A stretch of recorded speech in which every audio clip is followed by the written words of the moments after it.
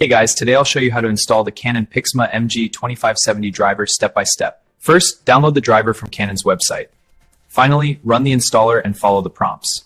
First, open your browser and go to the official Canon support website.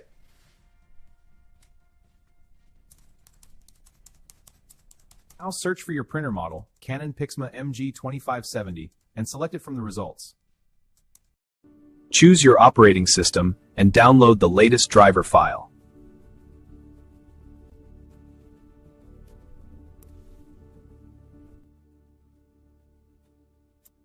Once downloaded, open the setup file to begin installation.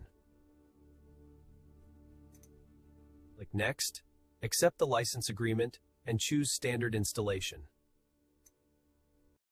Now connect your printer using a USB cable and turn it on.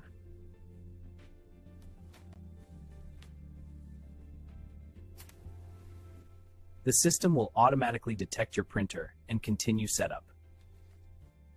Click Finish to complete the installation.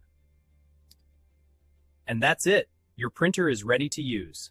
For best results, always install the full driver package. If you like the video, please like, share, and subscribe to the channel.